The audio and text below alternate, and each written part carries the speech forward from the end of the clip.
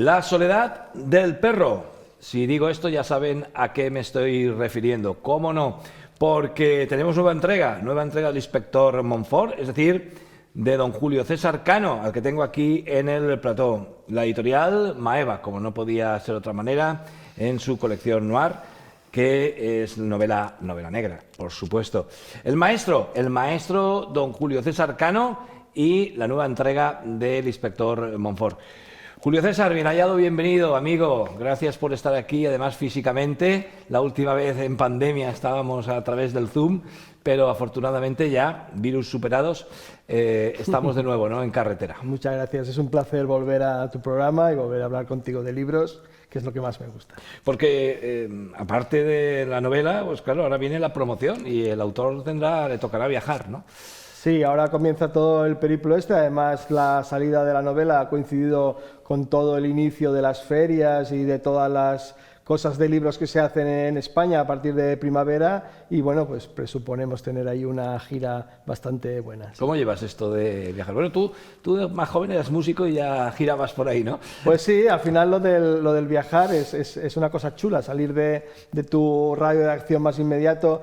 Es bonito porque además te encuentras con fans del Inspector Montfort en lugares completamente recónditos y eso siempre te da una alegría extra. Sí. Oye, te pasa un poco como a nosotros ahora con el teatro que pones a Castellón en el mapa, ¿no? Y la de gente que me dice que ha estado o que le gustaría estar o que incluso tienen amigos aquí. Castellón exporta cultura y exporta gente por toda España, ¿no? Estoy muy contento con ese aspecto porque además da la casualidad de que La soledad del perro es la sexta novela y lleva 6 premios cosechados ya y lo menos 4 de ellos son precisamente por eso, ¿no? Como agradecimiento a mí como escritor y al personaje de la novela por conseguir atraer turismo a la provincia de Castellón, que siempre es algo magnífico porque en realidad es lo que siempre quise hacer desde el principio, escribir sobre un género que me apasiona como lector, pero mostrar nuestra provincia, nuestra ciudad a la gente de fuera, ¿no? Siempre tenía este pensamiento de que el público cree que Castellón solamente es sol, arena y playa, y tiene muchísimo más, ¿no? Entonces, a través de las novelas trato siempre de plasmar la gastronomía, el cómo somos, cómo vivimos, lo bien que se vive aquí, ¿no? Y esto es algo que se está consiguiendo y, bueno, hay una empresa privada en Castellón que hace rutas guiadas una vez al mes, por ejemplo, las rutas gastronómicas del Inspector Montfort y bueno, tengo constancia absoluta porque me lo informan desde las oficinas de turismo que viene gente de todos lugares de España a conocer los sitios del Inspector Montfort. Sigo con los cotilleos antes incluso de empezar la entrevista, ¿eh? Esto es solo el calentamiento y me dicen, aparte que la portada es para mí espectacular, supone una ruptura, pero que la novela también supone, dentro del seguimiento de la saga, una renovación, porque lo hemos hablado muchas veces, me imagino que el miedo a repetirse existe cuando uno emprende una saga de este tipo, ¿no? Pero los cotilleos por ahí de tus primeros lectores me dicen que había como también una especie de renovación, ¿no?, en todo lo que rodea al Inspector Montfort. Cada novela me la planteo como si fuera la primera, porque si no sería imposible. Parto de este hilo conductor, de los personajes, de crearles una vida propia, porque al final ya me he dado cuenta de que al final los lectores les interesa la trama, les interesa el caso delictivo que empieza de cero y acaba, pero sobre todo les interesa la vida de estos personajes, ¿no? Ya al final el Inspector Montfort forma parte del imaginario de muchísimos lectores, entonces lo han creado como si fuera una persona de carne y hueso y les interesa su vida completamente, me preguntan por sus gustos personales, por su futuro inmediato a nivel de pareja, me preguntan qué vinos recomendaría el Inspector Montfort o qué lugares para comer, con lo cual me planteo esto. Entonces, como bien decías, es la sexta y entonces hay este miedo como a repetirse, como a hablar siempre de lo mismo, ¿no? Y en La soledad del perro he hecho algunos cambios importantes ya de entrada todo parte de esta base, de este cuadro de Goya, de este mundo oscuro de estas pinturas negras de Goya, y a partir de aquí Montfort desarrolla en esta novela una personalidad completamente diferente a lo que teníamos acostumbrado hasta ahora. Completamente diferente. Empezaremos por la portada, bellísima. Vamos a entrevistar a Julio César Cano acerca de La soledad del perro, pero también nos acompañarán en el programa, por supuesto, don Ismael Bonet, nuestro librero de la corte, de parte de la librería Argot, nuestra librería colaboradora de la calle San Vicente 16 de Castellón, Manuel Valero con un proyecto musical el día 15 de abril espectacular, espectacular, no se lo pueden perder, en torno a Puccini, y Raquel Tirado Fernández, que viene a presentarnos también su libro. Por lo tanto, esto es el componente humano que nos va a acompañar. En medio, hoy circo, mucho circo, porque en el Grao empieza un ciclo de circo durante la Pascua, del que vamos a hablarles. Dry River, que se van a Barcelona a tocar, les escucharemos aquí también y les veremos. Mucho teatro que nos visita en Pascua, en fin, en definitiva, cultura por los cuatro costados. Arrancamos, ráfaga para nuestro escritor, Julio César Cano, y seguimos hablando con él.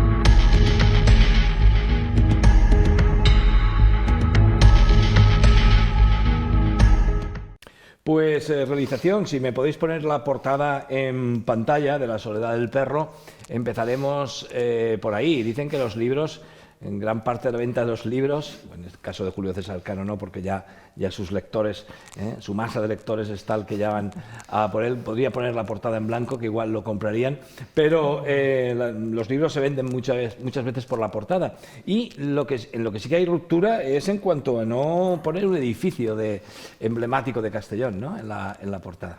Queríamos romper absolutamente con casi todo, ¿no? Era mi deseo a la hora de escribir la novela. Como bien sabes, cada 2 años es cuando sale publicada la nueva novela de Inspector Montfort. Me lo hago ir siempre igual, siempre para que salga más o menos en el mismo tiempo. Y había notado mucha expectación en los lectores por saber qué icono de Castellón sacaríamos esta vez, ¿no? Y esto fue suficiente para intentar romper con este tema.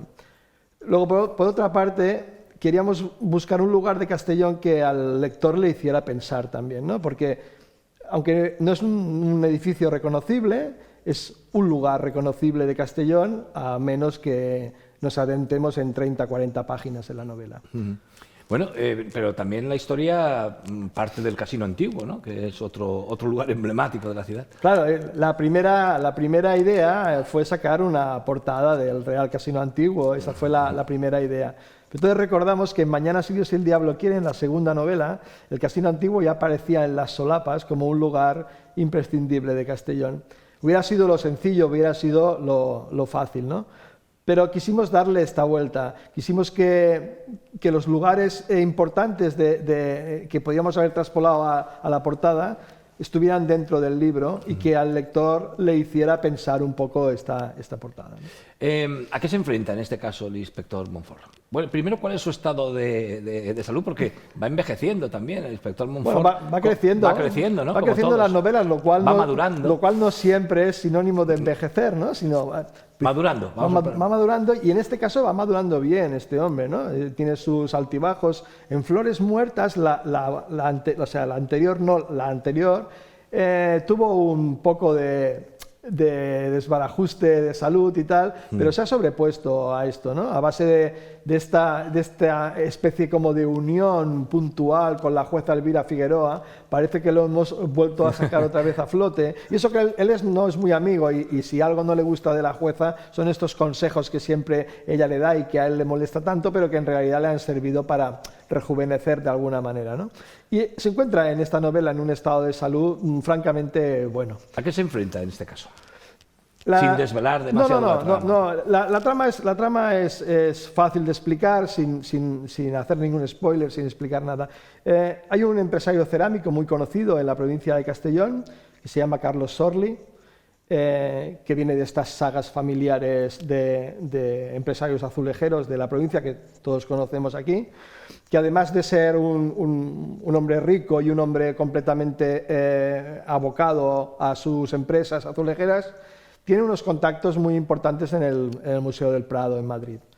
Este hombre estudió empresariales en Valencia y también Bellas Artes a la vez, y no se le es muy bien dado el tema de la pintura, y sin embargo se encarga de hacer exposiciones, de montar galerías, de hacer exposiciones temporales de cuadros. Entonces tiene una especie de fijación con un cuadro puntual, que es el Perro semihundido de Goya, de las famosas pinturas negras. Entonces, a través de estos contactos del Museo del Prado, consigue traerlo a Castellón y concretamente al Real Casino Antiguo.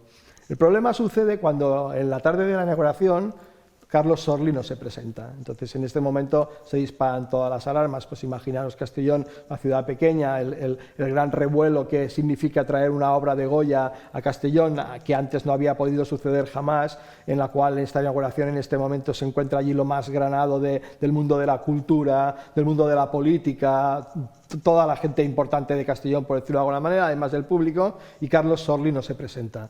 Lo llaman 100 veces, lo buscan por todos sitios, pero no aparece. Y a partir de aquí se disparan todas las alarmas y el comisario Romerales una vez más echa mano del inspector Montfort para que le ayude a solucionar el caso, que precisamente Montfort se encuentra pasando unos días en Madrid en compañía de la jueza Elvira Figueroa. Una jueza, un comisario, un inspector. Ahora ya estás rodado porque es la sexta, ¿no? La sexta entrega.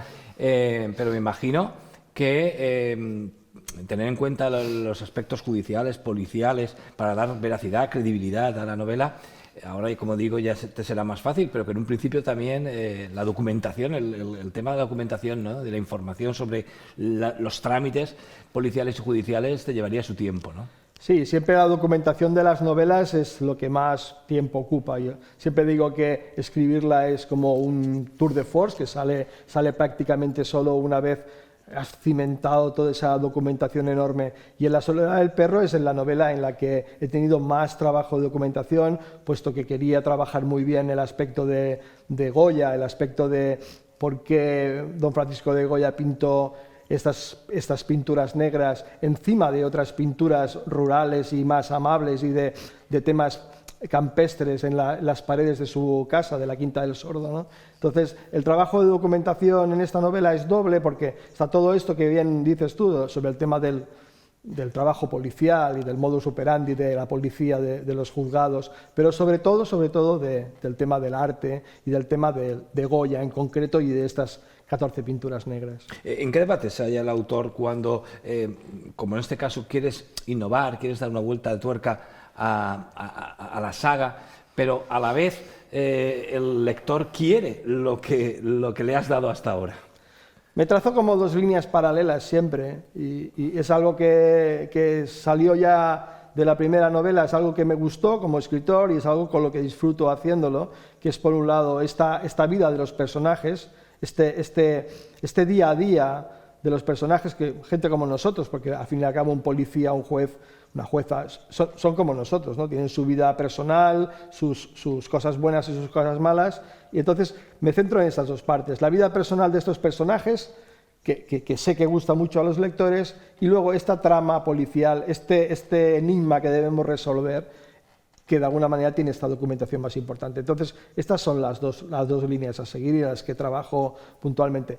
no me impongo al día más de escribir 2 o 3 páginas, por ejemplo, ¿no? Pero es verdad que en estas 2 o 3 páginas que puedo escribir en un día, que parece poco, pero que sumado a muchos días sí que da de sí, trabajo muchísimo el aspecto de los personajes, trabajo mucho la personalidad, como son, no caer en el error de que aquí he dicho esto y 3 novelas antes dije lo otro, este tipo de continuidad de la vida. Y luego algo muy importante es que siempre pretendo que el lector no tenga que tirar de las anteriores para poder leer la última, por ejemplo, ¿no? Siempre trabajo en la novela en dar pequeñas pinceladas para recordar de dónde vienen, quién son y de alguna manera que no quede un personaje colgado sin que el lector que acceda a la 6ª novela no se entere de quién es ese personaje, ¿no? Entonces, esto que te digo, ¿no? Procuro escribir estas 2 o 3 páginas al día, haciendo un verdadero hincapié en que estas vidas de estos personajes tengan un sentido y la gente lo pueda ver como personajes de carne y hueso. Te toca releerte mucho entonces también, te toca repasar. Sí, porque muchas veces no me acuerdo. A veces en esta novela, por ejemplo, vuelve a aparecer el padre de Montfort, que lo había abandonado 3 novelas antes y tal, cuando la muerte de su madre, y ahora vuelvo a retomarlo otra vez en esta novela, y además con un peso bastante fuerte dentro de la trama. Y claro, he tenido que volver atrás. Recuerdo cuando empecé a escribir las primeras líneas sobre el padre de Montfort, que ni siquiera recordaba su nombre de pila, ¿no? Sí. Cosas de este estilo, cosas que me pasan, porque sí que me anoto muchas cosas, sí que tengo muchas fichas, pero tampoco soy un escritor de archivo en el cual me hago unas fichas de todos los personajes, sino que escribo un poco lo que me sale. Es verdad que luego tiro hacia atrás y veo si esto tiene concordancia, si hay alguna cosa que no corresponde. Por cortesía de la librería Argot tenemos imágenes de lo que fue la multitudinaria presentación. 200 libros firmaste, ¿no? Sí, o más. Sí. Una barbaridad. Solo aquel día en la librería Argot, a rebosar, por supuesto. Y bueno, vamos a ver un trocito de lo que fue aquello y después lo comentamos. Ok, ahí lo metemos. Yo tenía como una especie de vacío y de decir, no pueda venir la gente y poder tocarla y abrazarla y tal. Hicimos una firma y la verdad que fue espectacular, ¿no? Con aquella firma tan chula que dio la vuelta por todos los periódicos, que sabía de él, llegaba la cola desde Argot hasta la Ronda Mijares y tal. Y fue muy impresionante también, ¿no? Pero nada que ver con las sonrisas de la gente, ¿no? Hace poco tiempo realmente me preguntaron que por qué escribo, que para quién escribo. Y bueno, no sé qué contesté, porque la razón contesta una serie de cosas y el corazón tiene otras que normalmente se las guarda, ¿no? La razón decía todo aquello de mí, escribo para cultivarme como lector, escribo para intentar emular a todos aquellos escritores que tanto me gustan y que tanto intento copiar de alguna manera, y bla, bla, bla, bla, bla, bla. Pero era mentira totalmente, ¿no? El corazón a mí personalmente me dice otra cosa. Yo no sé para qué escriben los escritores, tampoco les pregunto, y si les pregunto seguramente tampoco serán del todo sinceros con la respuesta, ¿no? Pero yo escribo para vosotros, escribo para vosotros totalmente, es tremendo. También hay muchos escritores que les cohíbe pensar en sus lectores a la hora de escribir sus tramas, a la hora de escribir las historias, pero yo no. Yo más tiempo seguramente en documentarme, en sacar todo lo importante que necesito para luego escribir las cosas y tal.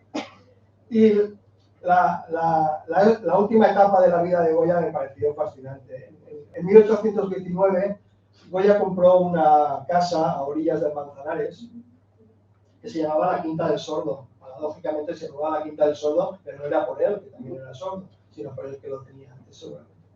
Compró esta casa y para decorar las paredes de la planta baja y de la primera planta, pintó, Goya, ¿no? Pintó, en vez de colgar cuadros de otro, pues en las paredes pintó frescos, pintó óleos, pintó ambientes rurales, ambientes bucólicos, temas campestres, este punto que tenía Goya. Goya, como ya sabéis, fue un pintor que retrató a la realeza española, a la burguesía, a la gente de la alta sociedad, Y era lo que más o menos podemos decir burdamente lo que hoy en día sería un fotógrafo de bautizos, bodas y comuniones, en el fondo. Le pagaban por pintar a los reyes, le pagaban por pintar a Bernardo de Alba, le pagaban por pintar a toda esa gente y tal. Y entonces era lo que en esa época era un pintor de ese estilo. Pero realmente él no quería hacer esto. Él quería pintar otra cosa. Él quería pintar barbaridades, que es lo que realmente... Pues me ha dicho un pajarito, Julio César Cano, un pajarito que está por aquí, revoloteando, que en cuanto al inicio de la presentación fue la presentación que más le ha gustado, ¿no? Porque te encaraste, en el buen sentido de la palabra, directamente con tus lectores a los que les pones nombre y apellidos, ¿no? Además me siento muy orgulloso porque el pajarito que comentas... Es un señor, es un señor pajarito que es un experto en esto, que ha vivido cientos y cientos de presentaciones, que ha visto escritores por todos sitios y de todos los niveles además, y que diga esto de mí me parece muy orgulloso por mi parte. El tema es que, como siempre, te haces un guión para hacer una presentación y es un poco más lo de siempre, he venido a hablar de mi libro, ¿no?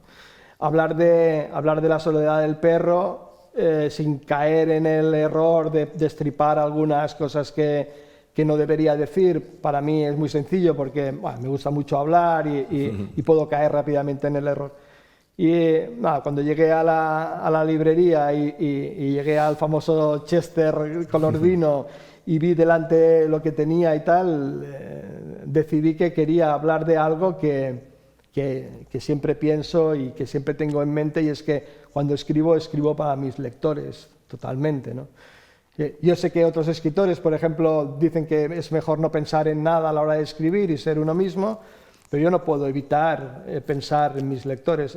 Sabéis que los escenarios de las novelas, los lugares que aparecen son siempre reales, entonces me preocupa que si hay una trama que suceda en este platón de televisión, es normal que piense en ti que lees mis novelas, es normal que piense en una librería y es normal que piense en un librero, pero también es normal que cuando escribo pienso en la gente que habita esos lugares. Por ejemplo, Villafranca del Cid, que siempre es un escenario recurrente en todas las novelas.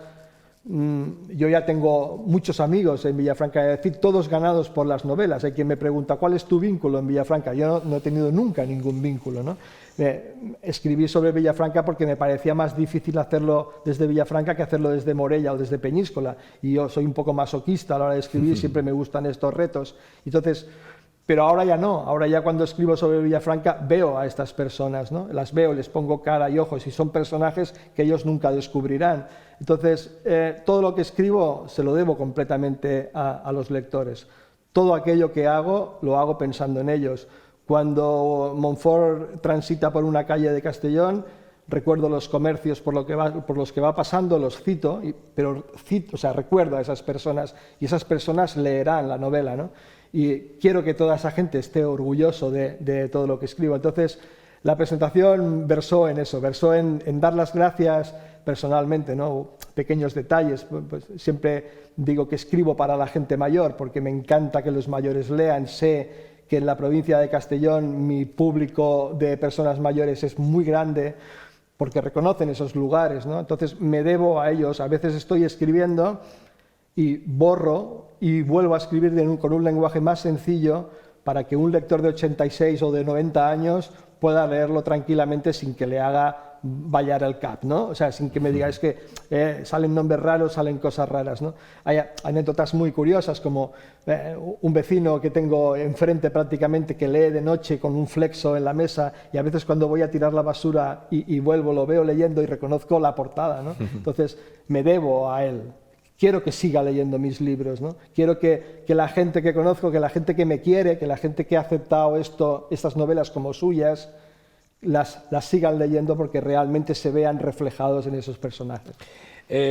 Los castellonenses, al leer tus novelas, redescubrimos nuestra ciudad, pero los de fuera, mucha gente ha descubierto Castellón no ha estado nunca, pero lo ha descubierto a través de tus novelas. En este caso te has convertido en un embajador, ¿no? de Castellón. Está bonito lo del embajador, sí. La Consellería de Turismo debería hacerte una placa, una calle o algo. Bueno, lo que te comentaba antes, estos premios recibidos últimamente, la mayoría son premios como agradecimiento a la atracción de turismo. Es genial cuando, por ejemplo, hace poco tiempo, pues te llegan noticias de que un matrimonio de Cantabria está durmiendo en el Hotel Mindoro y ha venido a Castellón para conocer lo que pasa en las novelas. Esto es muy bonito, pero esto en realidad parte de una base mía de yo querer explicarle al resto del mundo cómo somos, ¿no?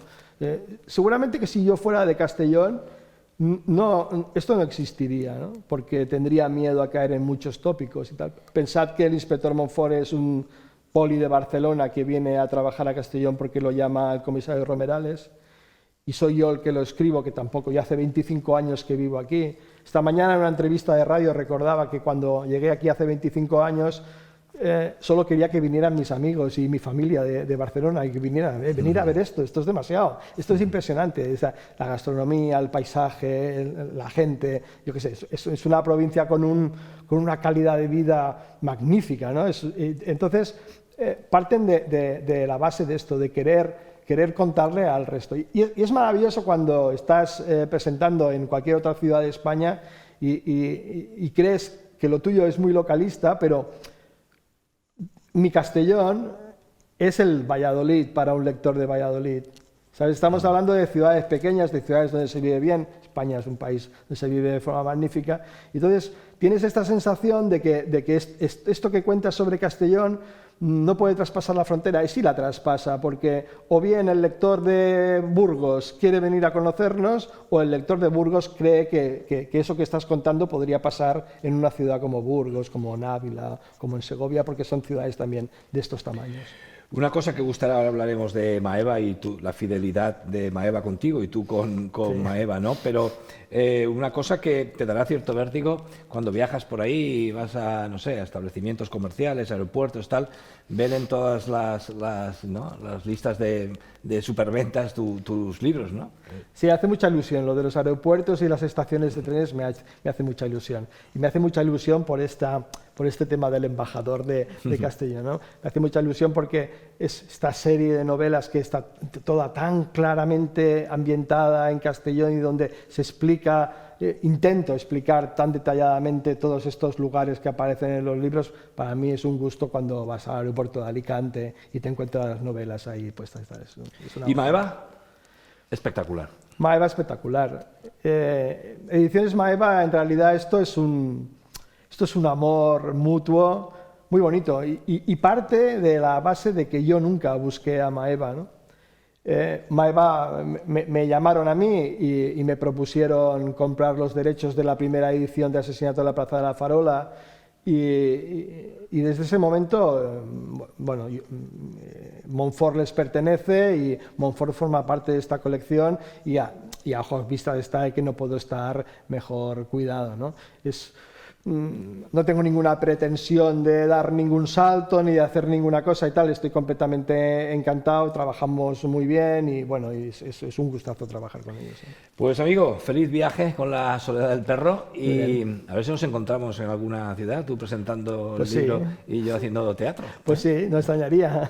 Y vamos luego a tomarnos un gin tonic. Claro que sí, cuando quieras. Enhorabuena. Muchísimas gracias. Y aquí tienes tu casa, lo sabes. Muy bien, como siempre, en la novela encontrarás mucha música, mucha gastronomía. Sí, porque además tiene su playlist, ¿no? Sí, como siempre hay una banda sonora que aparece en la novela que no está buscada al azar, sino que son pinceladas de canciones que cuadran perfectamente con el capítulo. Y por lo que he visto, canciones de nuestra quinta. Y de exactamente. Y que el lector al final puede optar por buscar en el código QR que hay y descargarlas en Spotify, en YouTube o donde quieran. Sí. Nos podemos hacer la playlist de La Soledad del Perro. Perfectamente. Muchas gracias, amigo. Muchas gracias a vosotros. Gracias, Antonio. Bueno, despedimos a nuestro primer invitado. Me voy con arte, con la exposición que cuelga de las paredes del Museo de Benicarló de Arte Contemporáneo. Regreso al Edén de Paco Roca, el cómic como elemento de arte.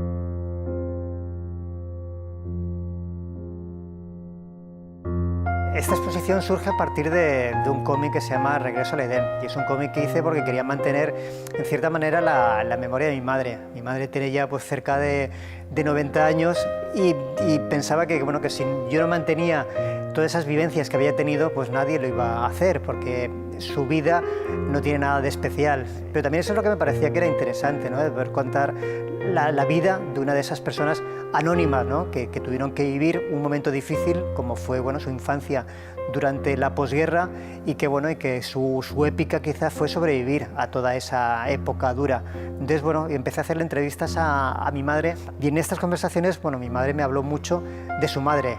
Murió cuando tenía 14 años y ella tiene ahora 90, ¿no? Y dice que a diario se acuerda de su madre, ¿no? Y entonces para eso tiene una fotografía, que es la única fotografía que mi madre tiene con su madre. Entonces a partir de esa fotografía quise contar toda una historia, ¿no? La fotografía como excusa para poder introducirnos en ella, ¿no? Que yo creo que es algo que siempre hemos querido hacer en alguna ocasión, ¿no? Esas fotos antiguas de algún familiar, querer saber, ¿no? De qué estaban hablando en ese momento, qué había fuera del encuadre, qué pasó después de que el fotógrafo disparase esa fotografía. Entonces la historia me servía un poco como excusa para poder cumplir eso, ¿no? Meternos en una fotografía y conocer todo lo que había alrededor.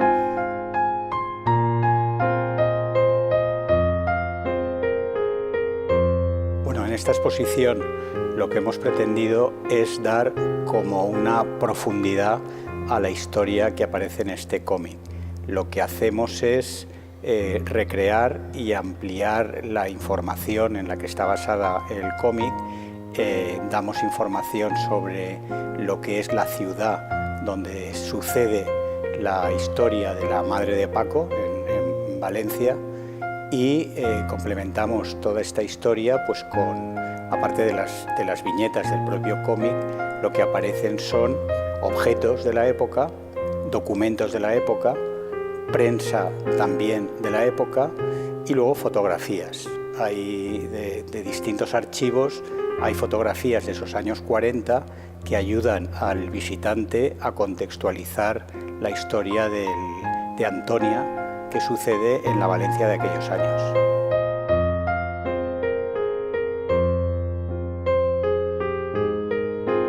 En general yo suelo hacer los cómics para intentar comprender y reflexionar sobre determinados temas, ¿no? En este cómic se trataba de intentar comprender a mi madre y también comprender una época difícil, ¿no? Que por muy lejana que nos parezca, sigue habiendo gente que la ha vivido. Mi madre, pues como decíamos, con 90 años, estuvo en una época de miseria, de gran mortandad, de represión, donde la mujer no tenía ningún papel en la sociedad. Entonces, al montar esta exposición nos planteamos que fuese un paso más allá de lo que había ido el cómic. O sea, para mí toda esa documentación que me había acompañado durante el cómic, en el fondo me había hecho aprender muchísimo, ¿no? Sobre esa época y sobre la vida de gente como mi madre. Y en esta exposición, junto con José Azcárraga, lo que intentamos es utilizar toda esa documentación, todo eso que yo había usado en el cómic, que pudiese estar aquí, ¿no? Que la gente que entrase a ver la exposición no solamente se basa un poco la idea de lo que ha sido el cómic, de esa visión de una mujer como Antonia en la posguerra, sino que también fuese para toda la gente que venga, una especie de inmersión en una época, ¿no? Que comprendan pues, bueno, todo lo que ocurrió en aquel momento. Yo creo que no es que la historia se repita, pero no sé quién decía que la historia rima, ¿no? O sea, no se repite, pero rima. Pues está bien, ¿no? Comprender el pasado nos ayuda a comprender mejor la situación en la que vivimos y cómo somos. Y yo creo que este tipo de exposiciones es una manera, ¿no? de no olvidarnos de nuestro pasado, porque al final pues, bueno, somos parte de él.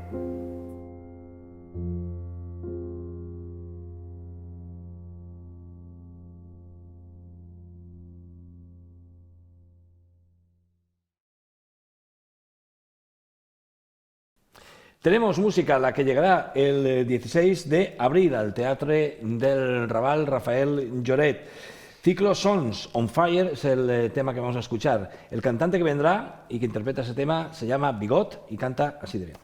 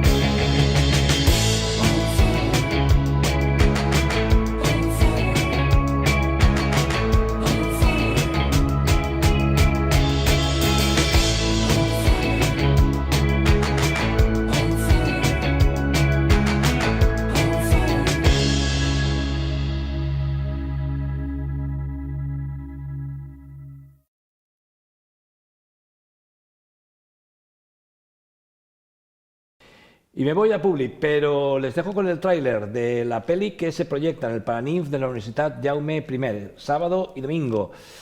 Se trata de la película El Triángulo de la Tristeza, cuyo tráiler visionamos. A la vuelta de Publi, más invitados, más cosas aquí en TV4, en Quadre en Blanc. ¿Y qué? ¿Esta audición es para una marca avinagrada o para una alegre? Es para una marca avinagrada. ¡Enhorabuena! Enséñame esa mirada valenciaga. De repente llevo algo puesto mucho más barato. ¡Es de H&M! ¡Sí! ¡Valenciaga! ¡H&M! ¡Valenciaga! ¡Y H&M! Sus fotos pagan los billetes. No está mal, ¿eh?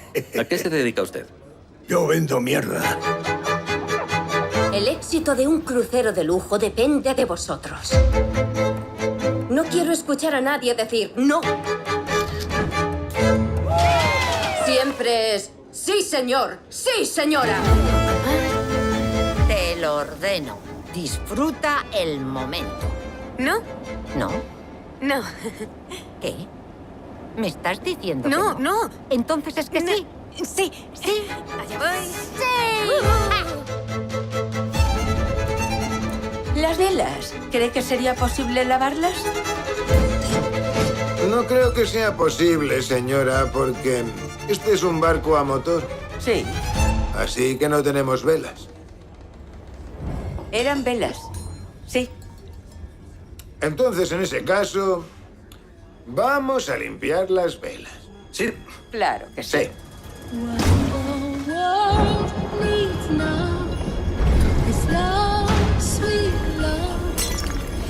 Brindemos. Por el amor. Por el amor. Por el amor.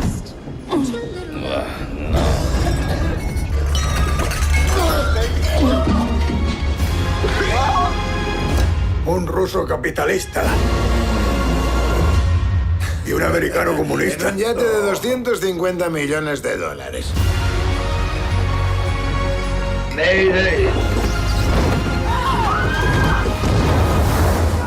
El barco se está hundiendo.